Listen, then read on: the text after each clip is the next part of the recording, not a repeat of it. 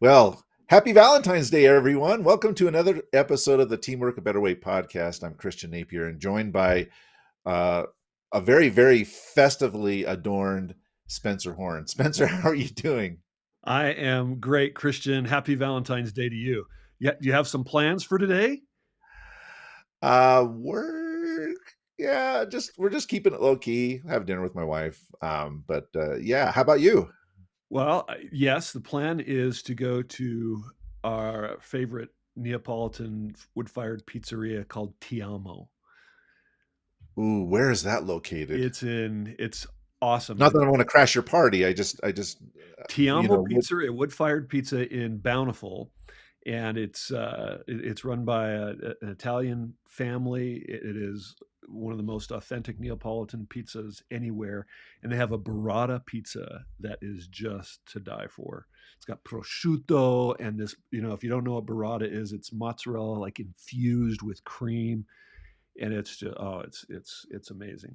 So of course, ti amo in Italian, if you don't speak Italian, is I love you. So great place to go on Valentine's Day. No doubt. And you would know about Neapolitan pizzas having lived in Naples and served Yeah, there for a long period of time. So, I even got to throw up the pizza dough and spin it in a pizzeria. I've got pictures of me doing that in a Neapolitan pizzeria. well, I think that's amazing. And I hope you guys have a lovely meal tonight. I'm probably going to check that place out soon because I love a Neapolitan pizza. Yes, do Last, absolutely check it out and tell her I yeah, sent you. last night my wife made pizza using naan bread as the crust. So she makes Oh, her own really? naan Yeah, because our son likes Indian food, and so love she's become naan. quite good at making naan, and it makes a really nice crispy pizza crust, and so we had a really tasty pizza dinner What last a night. great idea. All right, we've got a ton to talk about here Yes. on this very special Valentine's Day. I don't know, Spencer. How do we get started on this? There's Well, there's so much to discuss here. today our topic is really. Do you remember our title for today? Oh gosh, what's our title for today? Yeah. Well, I actually it has to do with Chat GPT, and so our title is "The Future of Teamwork" and exploring the impact of Chat GPT. And I know you know because we've been talking about this for a long time what it is, but you may just not remember the exact title. And what's interesting is I used Chat GPT to come up with the title for our podcast. It gave me like several options, and I chose this one. And I said, just so I could have something to talk about, I asked it to write the description of our episode. And here's what it said: in this episode of The Future of Teamwork, we dive into the world of ChatGPT and its potential impact on the way teams work. From improved communication and increased productivity to enhanced collaboration and better decision making, we explore how ChatGPT technology is shaping the future of teamwork. Join us as we discuss the benefits and challenges of integrating ChatGPT into the workplace and what it means for the future of work. Whether you're a team leader, a technology enthusiast, or simply interested in the future of work, this podcast is for you. What do you think about Wow, that description? that's pretty impressive. It's pretty impressive. I mean, it's a bit long for a podcast description, but hey, man, I got to give ChatGPT pretty high marks. It's really the evolution of crowdsourcing. It's like Exactly. you could throw this out to the ether and have a bunch of people kind of say, well, okay, this what it should be. Now this is the next level of it. Very But before controversial we in some respects, but super exciting. I really feel like we're entering a new era here. we are, and before we jump into that theme, I want to just follow along the Valentine's theme for a moment and relate it to our topic. I mean, today is Valentine's Day, and so my question to you is: have you ever heard of Cyrano de Bergerac? I have heard of Cyrano de Bergerac. I remember watching the movie a long time ago, but I don't remember too much about it other than he had a really big nose. He had a big nose, and he had a crush on Oh, what was her name? Roxanne. Roxanne, yes, So Roxanne, and then the other foil in the play, is the Christian, handsome dude. the What's his handsome name? dude, Christian. Named after me. After you, that's Wow. the handsome dude. Yes, and so Cyrano falls in love with Roxanne, but is ugly, and so I mean to get to the point, and he's struggling to. He's shy, doesn't want to share how he feels because he feels that his love won't be returned, won't be requited, and so this other guy who is handsome, Roxanne falls in love with, but he is completely inept, cannot share his feelings, cannot win the affections of Roxanne. But Cyrano has the ability to communicate and to write love letters that he writes on behalf of Christian, who sends those love letters to Roxanne, who then falls in love with Christian because of the love letters. So, what does that have to do with ChatGPT? Well, I was reading an article, and it's basically um, some people struggle today expressing their feelings of love, especially on a Valentine's Day. And personally, I've on more than one occasion put my foot in my mouth when it came to letting my wife know how much I love her. So, how can you tell that special someone how you feel? Well, the answer might be in AI. Maybe you could turn to Chat GPT to write your Valentine's feelings. And according to a Forbes article, Chat GPT is steaming up those amorous dating apps and online dating portals, and it's causing some problems as well as maybe some benefits, right? Just like Cyrano created problems for the love triangle that was going on. I don't know if And they're the how same. did that ultimately resolve, Spencer, in the book Well, so what's or in the interesting is movie? Roxanne fell in love with the idea of Christian only because of the letters, and eventually found out that he was hollow and vacuous and just pretty on the outside and not so pretty on the inside. And it was Cyrano who may have been not so pretty on the outside, but pretty on the inside in terms of his mind and the beauty of his ideas. And ultimately, she came to her senses and fell in love with the beauty of the ideas and the mind. So, so we have to be careful because we don't want our significant others to ultimately fall in love with ChatGPT instead of ourselves, There which you means that go. ultimately we've got to develop the skills needed to communicate effectively ourselves, right? Good point. But just in case you still want to test it out, here are some ways that ChatGPT can be used: creating a dating profile, right, with generative AI, critiquing your existing profile, basically editing yourself. And I tried that, by the way. I wrote an article and had it edited. It cut out all my favorite parts, so I didn't use it. Assessing dating prospects, choosing your dating match, crafting open lines via composing replies, just like there you go, just like Christian did, right? To matchup messages, dating advisement or coaching. Could you imagine getting coaching from a robot? Here's the best one: ego booster when you get your ambitions crushed. So when somebody turns you down, it's like looking at the mirror, mirror, mirror on the wall. Pump me up a little bit. I don't know if Don King going around telling everybody how great what's that boxer was. So He was the promoter of, I think Muhammad Ali and later Mike Tyson, Mike right? Tyson, that's right. So he Yeah. goes around. So basically, Chat GPT is our own personal Don King telling us how awesome we are when we have our ego crushed. So there you go. That's our focus on Valentine's Day, and now we can get serious. Well, it's interesting because you bring this up from a point of humor, but there are a lot of real world implications for using this kind of technology, Yeah. even outside of this quote unquote dating and romantic sphere. We're seeing it. You've played around with this Chat GPT thing quite a bit. Yes. Uh, what are your impressions?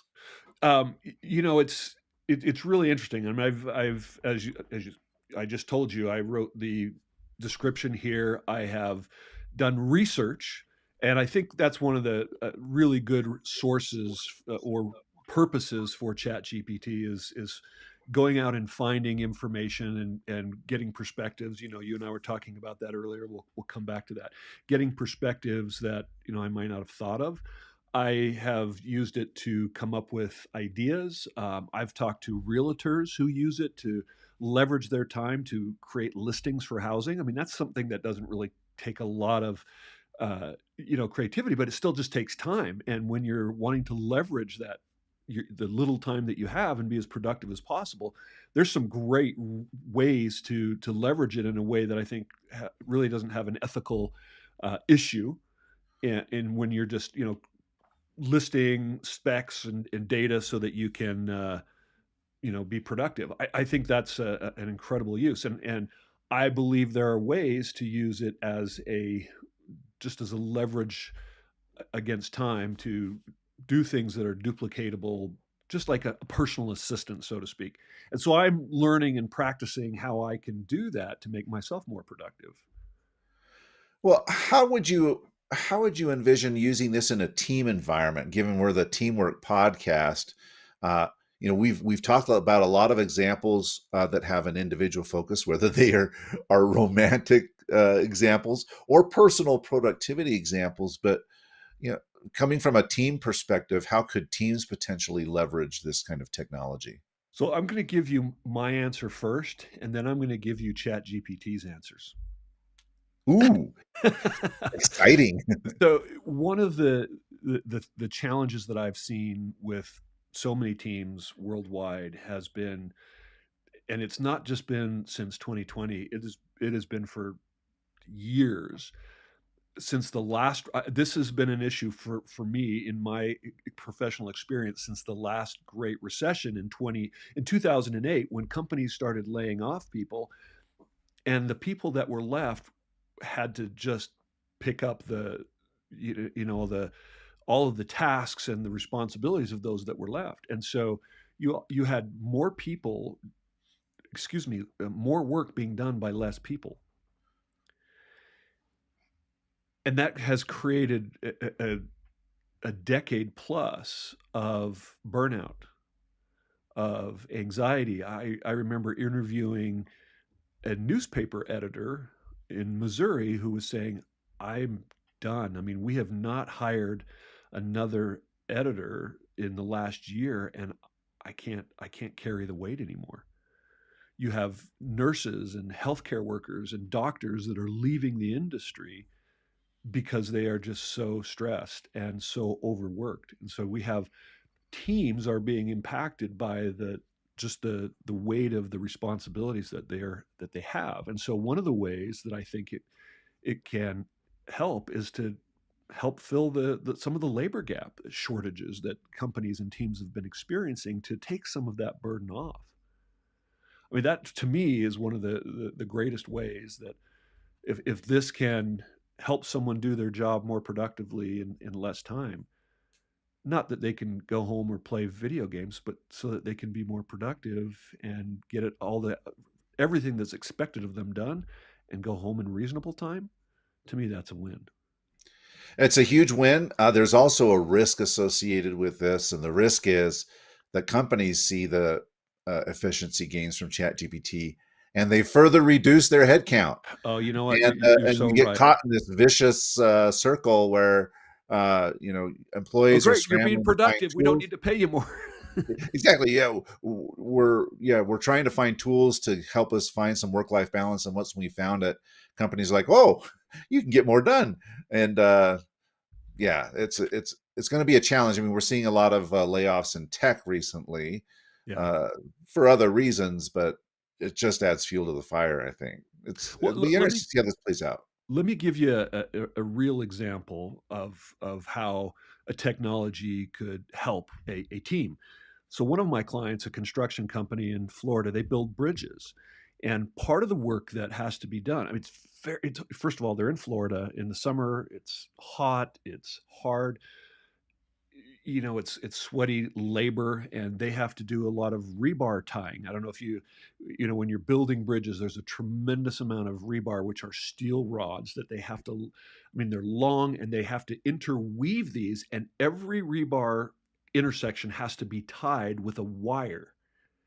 And how that's traditionally done, Christian, is a human with gloves and these little steel ties has to bend over because you can't get down on your knees. I mean, you're standing in between these rebar things, and you have to bend over and you have to tie this rebar together. It is hard work, and they call them rod busters, right? And can you imagine bending over all day long, year after year after year, doing that? And so they have uh, entrepreneurs and innovators have created a robot that can sit on top of the construction site and tie all these rods. Well, that means you can have the construction foreman and everybody else doing other work, and they have a hard time finding people who want to do that work and paying them what is a reasonable wage. I mean, $18 an hour for basic labor is they can make that working at a grocery store, Christian. And which would you rather do? Bust your back or bag groceries for the same amount? Well, that's what they're competing against, and they can't pay more. So now they've got equipment that can actually do that repetitive and hard work. So that actually helps the teams that are there who are struggling to find the positions to fill and do the work that needs to be done.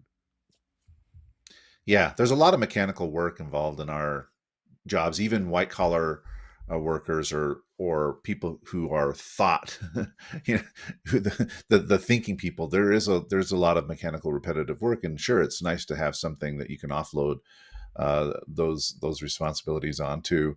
So, aside from these efficiency gains, what are some other areas where you think uh, an AI like ChatGPT could help propel a team to higher performance? Well, I'm going to answer that. I gave you a manual labor example, so let me give you a more white collar example. This was 4 years ago. A friend of mine, Ken Scriber, who works for, um, oh my gosh, I'm blanking. One of the big four, let's just say, and they have used they created an AI to read all their contracts. And instead of hiring interns to read the contracts, which was a great learning opportunity for them, they use their their AI to make sure that they've got all the T's crossed and I's dotted. And so it's saving labor that way. And many firms in white collar settings are using it to, legal firms are using it for contracts. They're using it for legal plans. Even a judge used ChatGPT to render a sentence, if you can believe that. Just unbelievable that kind of thing is happening. But to answer your question, here's a couple of ways that teams can use it. One of the biggest challenges, and my mentor, I've talked about him all the time on this show. He was always saying, Kelvin, he was always saying, Christian, he says, the number one problem in business is communication. And we struggle in organizations. And if you take a poll, I've done this many times, what are some of the biggest challenges? And it continues to be poor communication, ineffective communication. So I asked ChatGPT, what are some of the ways that you could help with team performance? And he said improved communication was the number one response. And specifically, it says it can be, he said, I say he, it says, let's not anthropomorphize Chat GPT, right? Can be integrated into team communication platforms, allowing for faster and more accurate responses to frequently asked questions, freeing up time for team members to focus on more complex tasks. For example, one of my clients was a security firm. And so they would respond to burglar alarms, to fire alarms, to any type of emergency responses. And the challenge that they would have is routing the calls to a operator in less than a certain amount of time. They had by contract, they had to respond in less than 30 seconds. That's a long time when you've got an emergency, right? And so they have implemented an AI in their communication system to identify emergencies and get them to a live person faster, and to queue up the ones that are not emergencies or maybe extraneous calls, and those can be then prioritized. So it's almost a triage or a prioritization of calls and communication so that people can use their time focused on the most important things rather than on things that are less important. So that's one way. What are your thoughts about that? I think it's great. I mean, that's a very, very interesting example.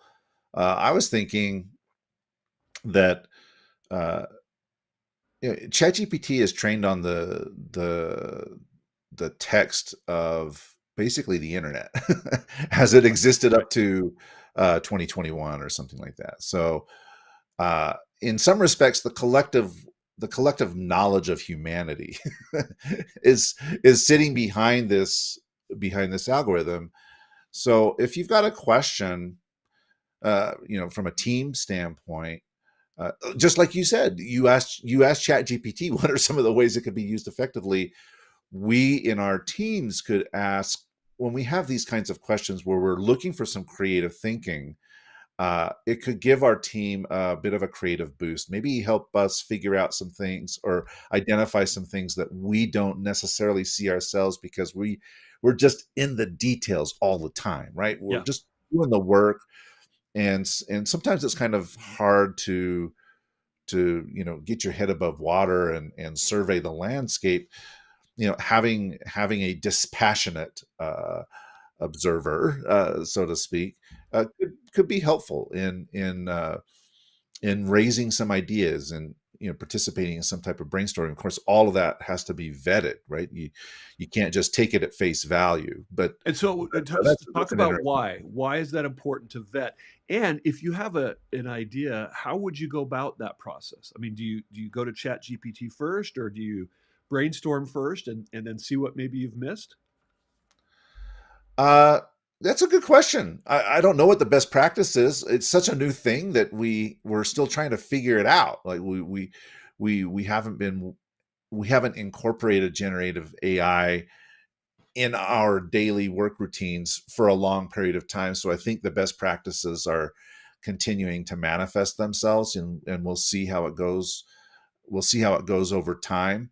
But I do think it's important to understand that Chat GPT is sharing what it's sharing, but it may not have all of the context that your team has, right? Right. Because you've got this institutional knowledge that ChatGPT is not drawing from, and you understand there's dynamics of people on your team, and so uh, you have to, I guess, the cliche would be take it with a grain of salt. Like, okay, it's a tool, it's doing a job, it's maybe helping to surface some ideas, but those ideas are going to have to be vetted by your team. You can't just say, oh well, since Chat GPT said this and it's the ultimate authority, and that's what we're going to do.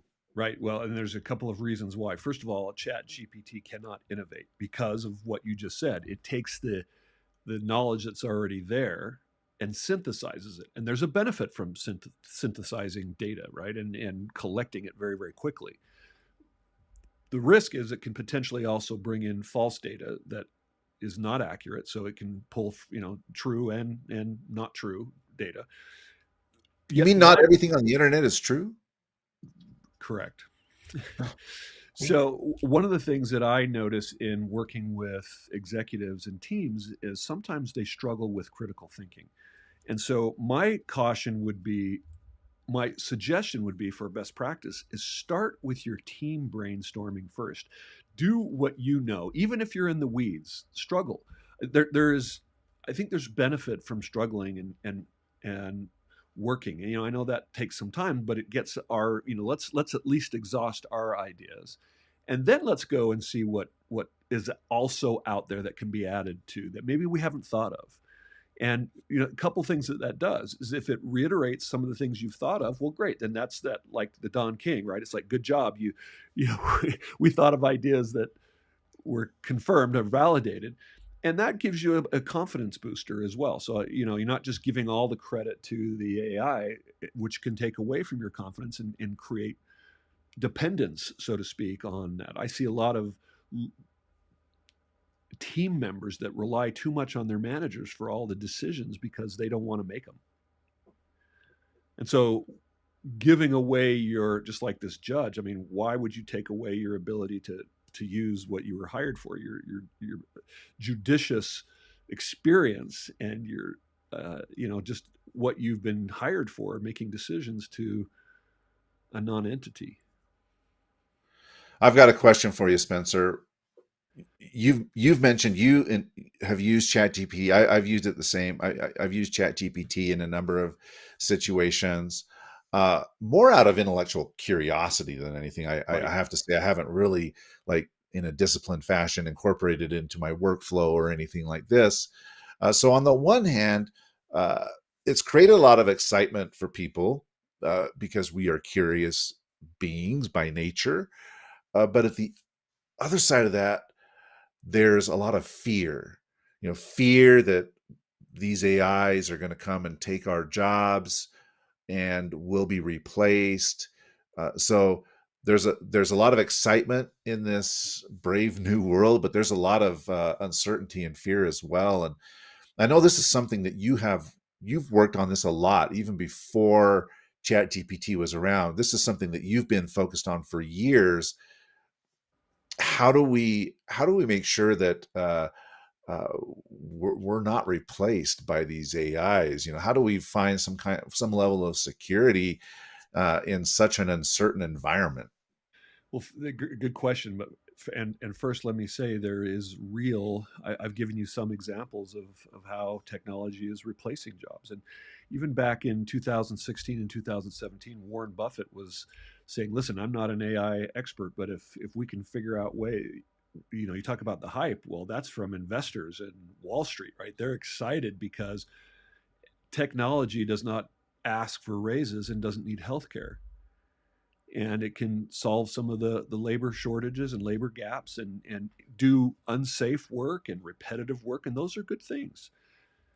Yet what's happening now is it is getting a little bit out of hand in the fact that it is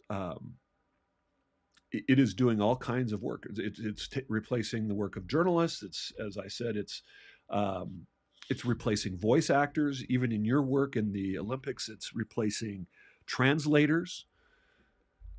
So those are jobs that aren't have. It's writing screenplays, books. People are using it to write their articles and books. It's kids are using it to write their essays to get into college.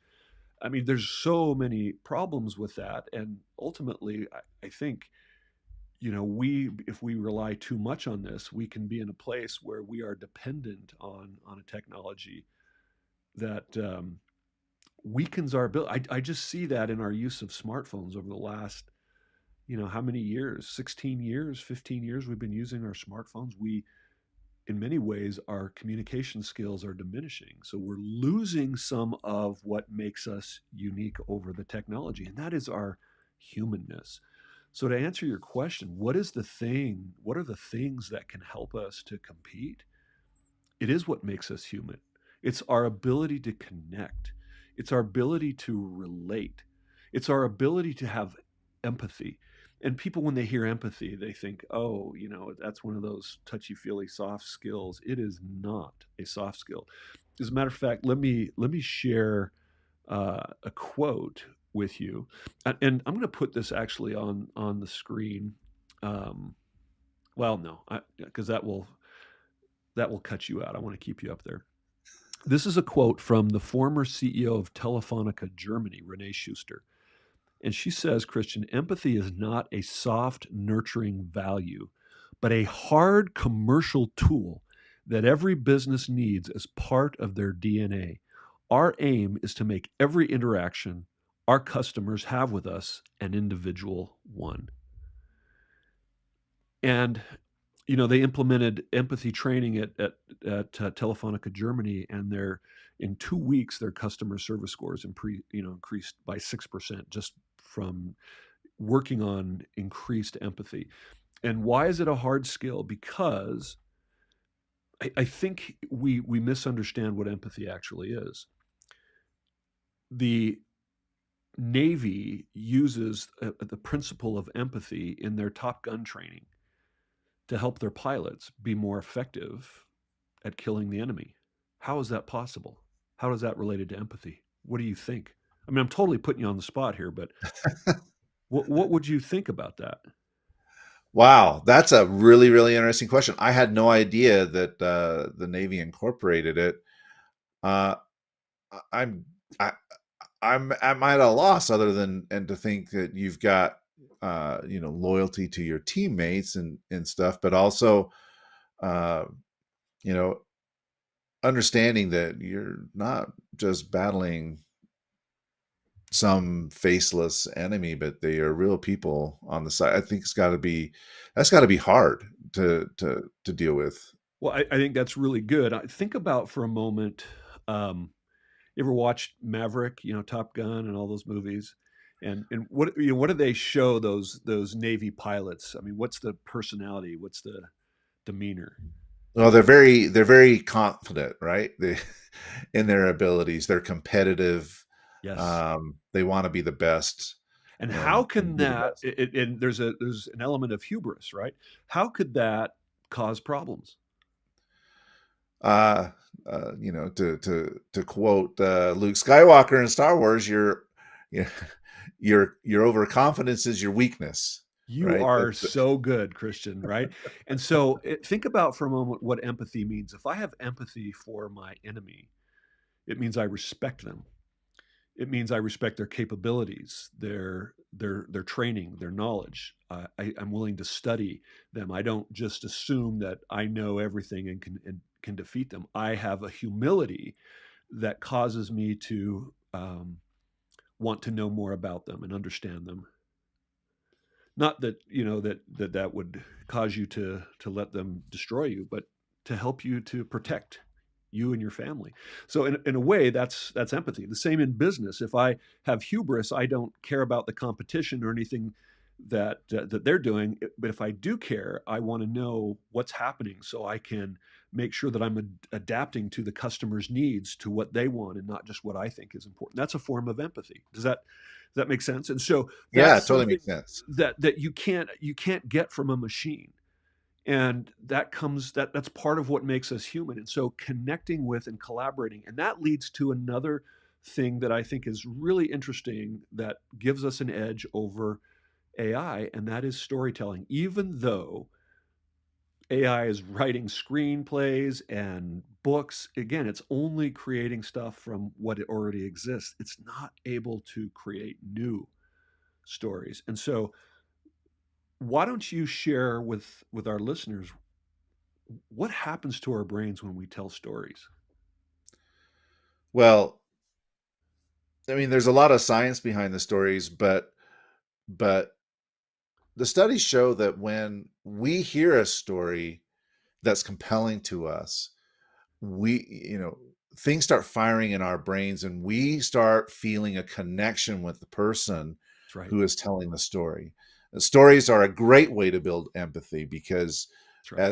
as you start hearing the story, you start relating yourself. You start just automatically putting yourself in that person's shoes, trying to imagine what it would be like to be in that person's shoes. We see this all the time when we're reading books or we're watching a movie that's really engrossing, or we're having a really intimate conversation with someone. We start to, when we hear those stories, we start to put ourselves in their place. We start to build connection and understanding with that person.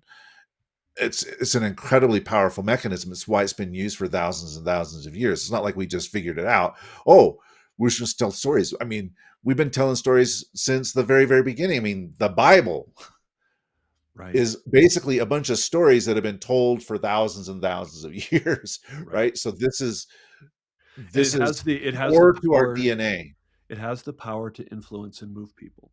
Now, a robot judge could render a decision, but do you really want to take that decision from a non-entity? We have as humans, we want to connect with other humans.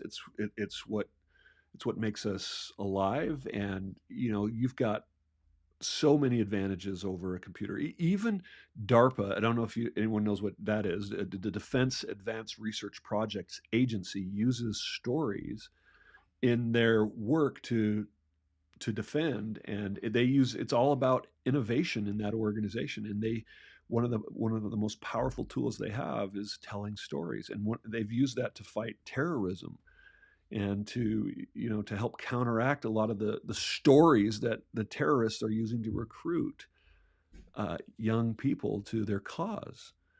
And so what's going to give you the edge? Learning how to use your human skills to a deeper level, having greater empathy, having better communication. And as we rely more on technology, our ability to communicate and have empathy will actually be threatened. And so if you're able to maintain those, you will have an advantage in the workplace, because those will continue to be needed. Even ChatGPT says, listen, we're this technology is not used to is not designed to replace people. It's used to enhance them. And so as we become more reliant on those, what are you doing to keep your human skills, call it, strong? And so develop those: storytelling, the ability to work well with different types of people, to be able to adapt to your environment.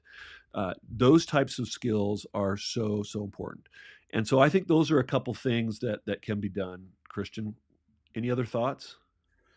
Yeah, I mean the fact is, throughout history, technology has come to replace jobs. Yep. you know, That's where the word uh, sabotage comes from, right? Is from you know, the technology innovation of the Industrial Revolution, building, making socks, automating it, so they would take their wooden shoes, the sabots, and throw them in those machines because they were taking their cottage uh, livelihoods, right? yeah, and as you mentioned, we have seen this particularly since the Industrial Revolution. Uh, uh, the job market has continued to evolve to accommodate these new technologies, and at every step of the way, people have been displaced. So it's a reality that we have to confront. Yes. However, I think something you said was very important.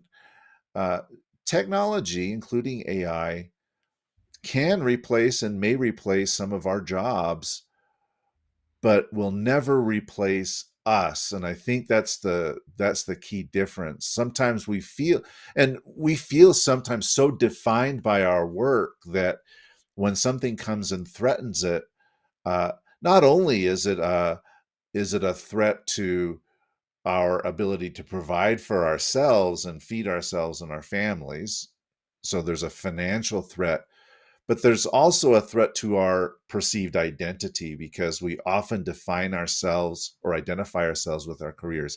I'm a consultant. I'm a construction worker. I'm an engineer. I'm a doctor. I'm a lawyer. And when those careers get threatened by these new kinds of tools, it can cause a very real concern. Not just I can't feed my family, but who am I actually? Right. But I think we should take comfort in the fact that ultimately our identity, excuse me, doesn't need to be defined by our careers or what we do.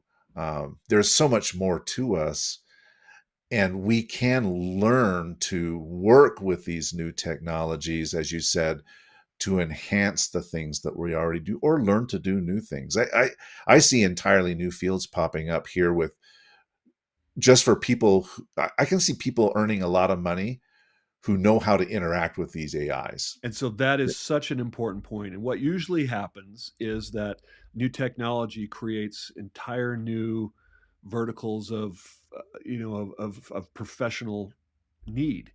And so that is a great point. People who learn how to use it and use it to their advantage, and in combination with those human skills that we talked about, are are going to have a great advantage. So what are the ways that let's just reiterate how generative AI can impact team performance. Number one, it can help do some of those jobs that are challenging and fill labor gaps and labor shortages, and so that team members can focus on maybe more important or higher function cognitive functioning type of work, improving communication like we talked about, in routing information to where it needs to go. So increase productivity, improve decision making, use it in our brainstorming, and enhanced collaboration. We use technology like we're using right now to be in separate locations, and we can collaborate with people all over the world. So those are some of the ways that it helps us. Now let's talk about what are some of the challenges. What are the shortcomings? We mentioned a few, right? That it may not have everything that is correct, just like we might not, right? But we need to be very careful about the information that we gather and not just take at face value that it's accurate. Any other challenges that you see? Uh, I think that's the big one, which is establishing credibility, and so, but also, I mean, there's a danger that um, we rely on it too heavily to do things that it looks like it can do, but actually it may not be able to do. And so we should not forego our critical thinking skills, as you mentioned, Yeah. very rightly so. We should not forego those and just say, oh well, uh, according to ChatGPT, it says this, and therefore it must be so. Okay, we're gonna go. We have to, if anything, we have to do a better job of cultivating these critical thinking skills. So Right. it's not Don't let just, those atrophy. That's yeah. super important. So the communication, the empathy that you talked about, so important. But along with that, uh, these critical thinking skills are going to become paramount, I think, in these times, for us to effectively use these tools and not let them inadvertently lead us down strange roads, Yes. as I would say. Well, and I think there's another problem with generative AI that we haven't mentioned yet, and that is there basically the ethics of it. And that is people taking credit for the work of generative AI. For example, we mentioned a someone who wants to get into college using that for an entrance exam. Well, that's cheating, and that's really not a good use of the platform, because using it to, again, that's replacing your innovation, your critical thinking skills, and those are things that will help you compete in the workplace. But I think we've put such a high value on appearing to be smart and productive and having degrees that makes us, all the credibility that comes from the trappings of success, that sometimes we forget that no, it's really more important what we know than what people think, who we show up to be. And so we need to make sure that we're working on constantly improving our skills and not just our resume. I don't know if I'm saying that very well. I'm just kind of making this up as I No, go. no, I mean, it completely circles back to the Cyrano example, Right. right? So, That's eh, exactly you're right. It's you being know, it's the person that Roxanne wants to love, right? That's it's being the doctor that knows what they're doing, rather than just, hey, I passed all the tests because I got the answers from, by the way, AI has passed a medical exam. So like, somehow I can figure out how to use that to get, wouldn't that be awful to be yeah, operating on yeah. somebody that didn't have to struggle through medical school? I mean, there there's benefits to this technology, no doubt. But like you say, if we're using it to kind of cover up our weaknesses, for example, uh, then I mean that doesn't work. It didn't work in Cyrano's day. It's not working today. And I remember, going to school. I mean, in college, there was. I remember being in the lab, the computer lab, and working on an assignment there, and I overheard a conversation where one student was telling another student, hey man, I paid you $50 to write this thing, so get it done. It's got to be better than that. And now this is just an evolution of the same kind of thing, which is, So true. rather than us trying to actually earn our knowledge, because I had a teacher who told me that 90% of learning was earning. You just took the letter L off of it, and that's what you got, is earning.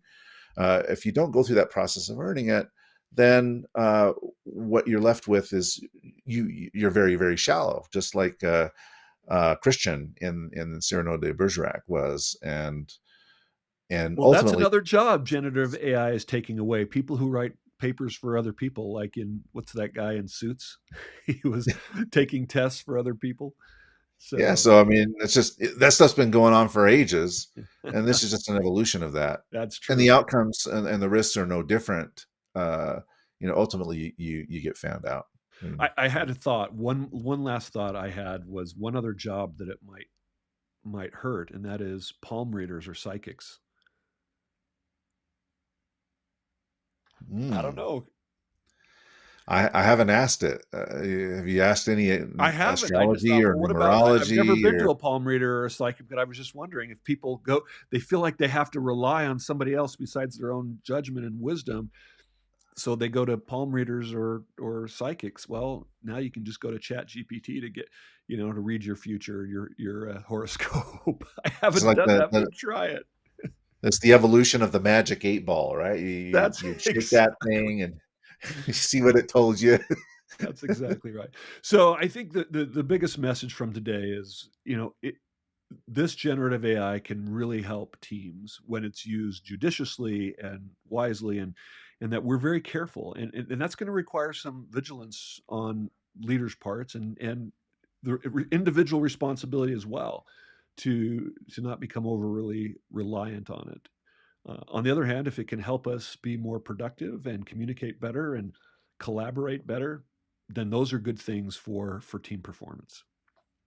I will say there are now a plethora of articles online. I've seen some on LinkedIn with very pragmatic ideas about how to use Yes. Chat GPT to increase your own productivity or your organization's productivity. And we'll look for some of the links. We can share links in our when we share the post or share the podcast on And I'm social sure the media and so on and so platforms want forth. us to use that so that they can start charging us for it, right? And OpenAI is competing openly with Google. There's a big war right now between Google and Microsoft, and also other Chinese companies that are, I forget the name of them. I can look it up really Well, quick. Baidu is one. That's right. Um, that's it. Yes. So anyway, there's all these other companies that are trying to compete with Bing. This is basically resurrected Bing as a platform. OpenAI has, and that's been the butt of jokes for years and years. But they've really created some competition for Google, which can be a good thing because Google's had a monopoly on really search AI and algorithms for a long, long time. So we're getting people hooked on this. So I wonder there's some reasons why they're giving us all these great ideas because they want us to use it. Yeah, I think that's exactly it. Uh, Spencer, it's been a pleasure to speak with you about this subject. I know you have studied this a lot over the years, AI, and I appreciate you also sharing your Chat GPT journey with us so far and how you've been using it. If people want to learn more about how you, a real person, not just an AI, can help their organizations improve their team performance, what's the best way for them to get in touch with you? Just ask ChatGPT who is Spencer Horn. I wonder. I should do that. See what happens. No, just connect with me on LinkedIn. I'm getting lots of people reaching out to me on LinkedIn. I just had a request yesterday, and I just got actually two requests yesterday, and that is really interesting. So do that. That's a great way to do it.